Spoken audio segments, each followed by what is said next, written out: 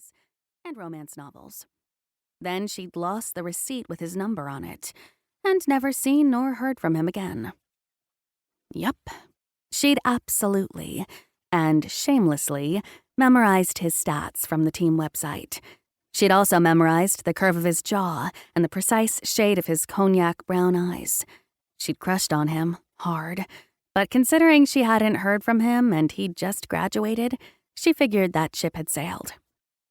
Yet there he was, leaning on the bar in front of her, the weight of the world pressing his shoulders forward.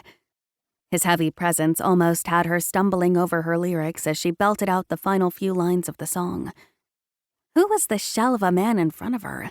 And where was the geeky, awkward, smiling team captain she'd met in the bookstore? She placed the microphone back in the stand and curtsied to her adoring fans before stepping off the stage. The two women had moved on to their next drink, chatting back and forth with animated hands and hushed whispers. Their cursory glances at Will suggested one of them was winding up to shoot their shot with him. Deciding to save them both from potential embarrassment, or worse, ire from Will, whose fuck-off vibes were so loud she couldn't fathom how the women hadn't picked up on them. She sidled up to him. She bumped her shoulder against his before sliding into the empty stool next to him. "So, what's a guy like you doing in a dive bar like this?" A small smile tugged at the corner of his mouth. Under his eyes were dark circles, and the bags and red lines behind his heavy eyelids suggested he hadn't slept for a while. She wanted to hug him. "And where is your posse? Isn't it a well-known fact that hockey players travel in packs?" Hey. It wasn't a fuck off, but it wasn't a chatty Cathy answer either. She'd take it. She hooked her thumb at her chest. Hey, I'm Quinn. We met at Cleo's book signing a while back." When he canted his head an inch and narrowed his gaze, she nodded and took it as an invitation to continue. She had nowhere to go but to his recent success.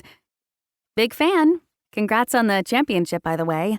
It must have been a huge deal for you to leave on such a high note. I know it totally sounds like an excuse, but I lost the receipt with your number on it." The more he stared, the more her cheeks sizzled. Did she have something on her face? Was there something stuck in her hair? She reached up to pat down her wayward auburn waves, unable to stop the word vomit bubbling in the back of her throat. "Anyway, you were about to have company." She gestured to the two women behind her. "And you don't really seem to be in the mood for company, so I thought you'd join me instead." His eyes dropped back to the half-empty glass in front of him. "Yeah, I thought I'd save you." She winked. "You can thank me later." Behind the pain and sadness in his brown eyes, his sparkle was nowhere to be seen.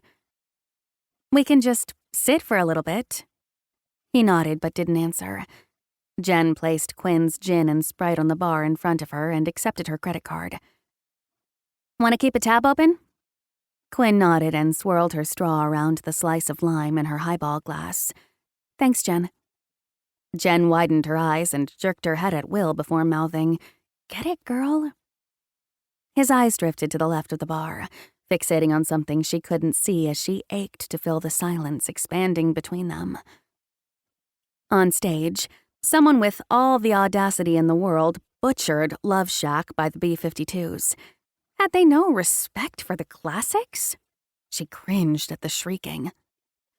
She shook her head and sipped her drink, ignoring the glares from her now nemeses across the bar. She wasn't normally someone to cock-block another woman, but the sadness seeping from Will's every pore had driven her to act. If she had to dole out a case of blue balls to a member of her gender to spare Will from even a second more of pain and discomfort, she'd take one for the team. "I haven't seen you since the book signing." Neutral territory. It wasn't quite, "let me count the ways," but she didn't want to spook him. He didn't tear his eyes from whatever was holding him captive next to the bar, but he nodded and took a drink. "Things have been..." He rotated his wrist, swirling.